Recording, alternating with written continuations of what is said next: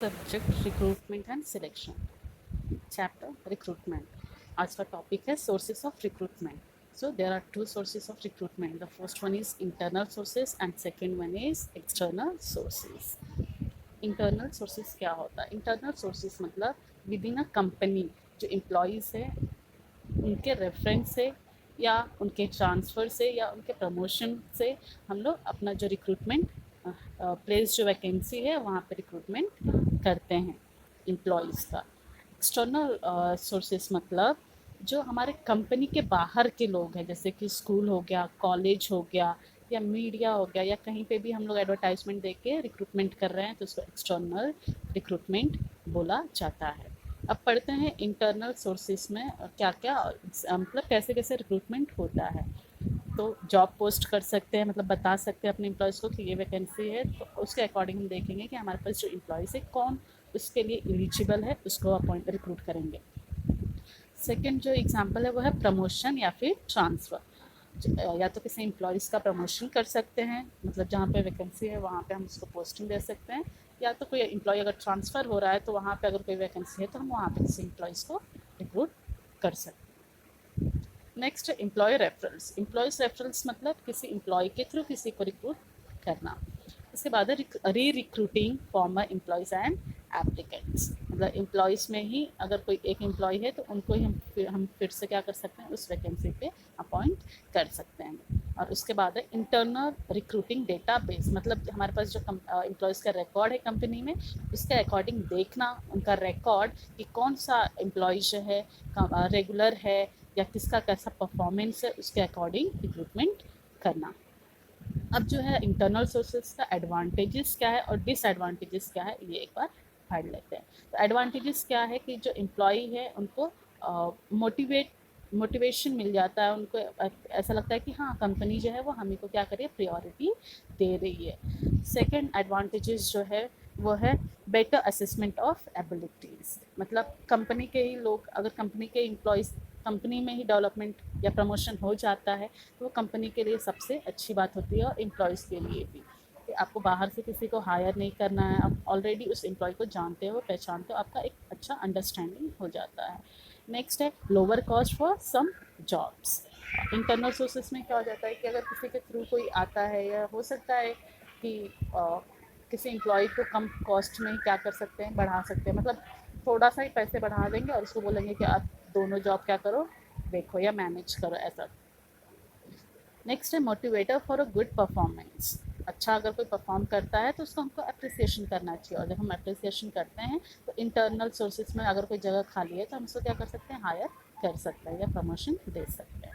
तो एम्प्लॉयज़ जो है वो क्या होंगे, मोटिवेट होंगे और नेक्स्ट टाइम बेटर परफॉर्म करेंगे। Next causes a succession of a promotion.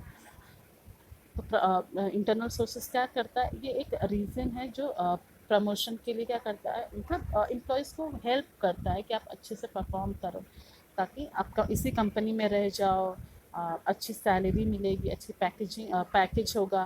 तो ये सारी चीज़ें जो है कंपनी के एम्प्लॉयज़ को क्या करती हैं, मोटिवेट करती हैं। उसके बाद है have to hire only at entry level. Internal sources में क्या हो जाता है कि जो एम्प्लॉयज़ हैं उनको ईज़िली जो है कंपनी में आगे बढ़ने का चांस मिल जाता है, तो वो अच्छे से परफॉर्म कर लेते हैं और इजीली हायर हो जाते हैं कोई भी एम्प्लॉयज़।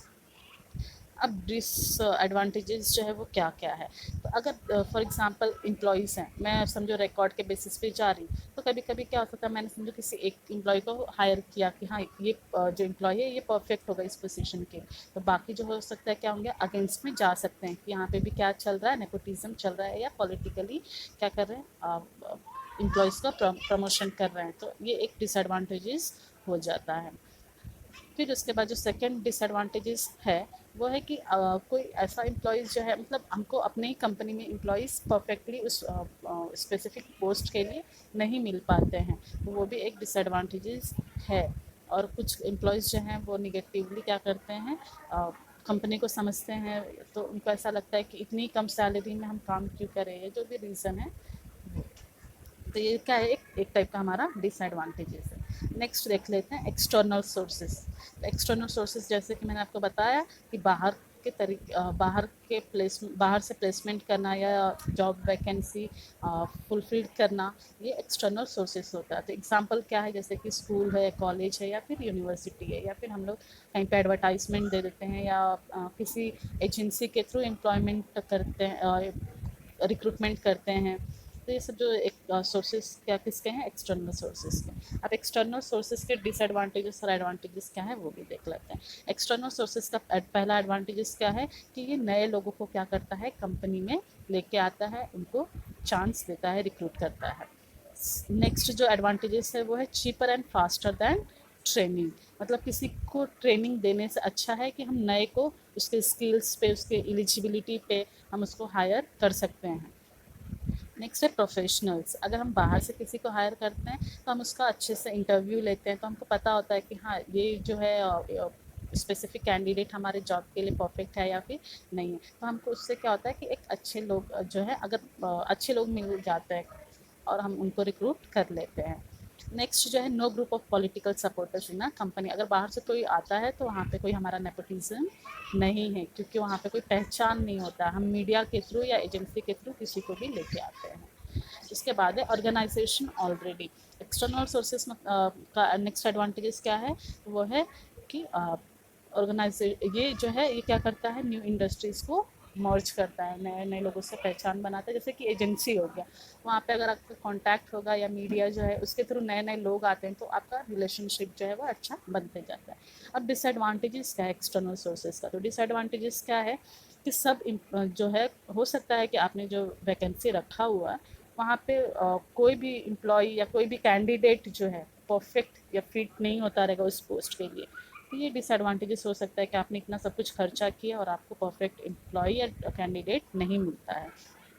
अगर समझो कैंडिडेट सिलेक्ट ही नहीं हुआ, तो आपने इतना खर्चा किया, आपका खर्चा हो गया फालतू का, और कैंडिडेट भी आपकी पोस्ट के अकॉर्डिंग आपको नहीं मिला। या बहुत सारे कैंडिडेट ऐसे होते हैं जो एडजस्टमेंट करने के लिए रेडी नहीं होते हैं। अगर वही हमारा इंटरनल मतलब कंपनी के ही लोग को हम उस वैकेंसी के लिए रिक्रूट करेंगे तो एडजस्टमेंट हो सकता है। तो ये जो था ये एक्सटर्नल सोर्सेज के एडवांटेजेस और डिसएडवांटेजेस थे। अब नेक्स्ट पढ़ते इंटरनेट रिक्रूटिंग मेथड, जैसे कि बहुत ही फेमस है। आप इंटरनेट पे भी क्या करते हो, बहुत सारा जॉब ऑफर आपको दिखता है, जैसे कि क्विकर हो गया, नौकरी हो गया, याहू हॉट जॉब्स हो गया, मैन पावर हो गया, करियर बिल्डर .com हो गया, मॉन्स्टर्स हो गए। ऐसे बहुत सारे जो हैं और मेथड है आपके पास कि आप एम्प्लॉयमेंट या रिक्रूटमेंट कर सकते हो। दो टाइप के मेथड हैं, पहला है जॉब बोर्ड और दूसरा है एम्प्लॉयर वेबसाइट। अब जॉब बोर्ड जो है मतलब कि कंपनी, ठीक है, जो जॉब प्रोवाइड करती है, और एम्प्लॉयर वेबसाइट्स मतलब कि जैसे कि मॉन्स्टर है, नौकरी है, मैन पावर है, क्विकर है, ये सब जो है वो क्या है, साइट है एम्प्लॉयमेंट के। अब इसके एडवांटेजेस और डिसएडवांटेजेस क्या है वो देख लेते हैं। एडवांटेजेस ये है कि ये क्या है, टाइम सेविंग्स है, मतलब आपको टाइम वेस्ट नहीं करना पड़ता है। आपने एक बार एडवर्टाइजमेंट दे दिया, जो एलिजिबल होगा वो खुद अप्लाई करेगा, फिर आपको सिर्फ क्या करना होता है, सिलेक्शन करना होता है। दूसरा एडवांटेजेस ये है कि कॉस्ट सेविंग है, मतलब खर्चा कम होता है, पैसा कम लगता है। थर्ड एडवांटेजेस जो है वो है एक्सपांडेड पुल ऑफ एप्लीकेंट्स, मतलब हमको बहुत सारे एप्लीकेंट्स या कैंडिडेट जो है उस स्पेसिफिक जॉब के लिए मिल जाते हैं। अब डिसएडवांटेजेस क्या है, कभी कभी क्या होता है कि जो वैकेंसी है या जो जॉब है उसके कंपेयर में कुछ कैंडिडेट जो है वो क्या रहते हैं, अनक्वालिफाइड होते हैं। मतलब किसी को ज़रूरत होता है, मैंने यहाँ पे डाला है ग्रेजुएट, कंप्लीटेड होना चाहिए, और किसी को ज़रूरत है उसने भी क्या कर दिया, अप्लाई कर दिया। तो ये एक मुझे क्या कर होता है, मतलब सिलेक्शन करते वक्त, शॉर्ट स्क्रीनिंग करते वक्त मुझे प्रॉब्लम हो सकता है, या जो कंपनी है उसको प्रॉब्लम हो सकता है। नेक्स्ट जो डिसएडवांटेजेस है वो है कि बहुत सारे जो एप्लीकेंट्स जो होते हैं वो क्या होता है, ऐसे टाइम पास में भी क्या कर देते हैं, अप्लाई कर देते हैं, सिलेक्शन हो गया तो हो गया, नहीं हुआ तो नहीं हुआ, ट्राई करने में क्या हर्ज है, ऐसा करके। तो इसकी वजह से भी क्या हो जाता है, हमारे लिए एक डिसएडवांटेजेस हो जाता है, हमारा वहाँ पे भी शॉर्ट स्क्रीनिंग जल्दी नहीं हो पाता है। नेक्स्ट जो डिसएडवांटेजेस है वो ये है कि हमारे पास टाइम लिमिट जो होता है वो क्या होता है, लिमिटेड होता है, और बहुत सारे एप्लीकेंट जो है अप्लाई तो कर देते हैं लेकिन इंटरव्यू के लिए आते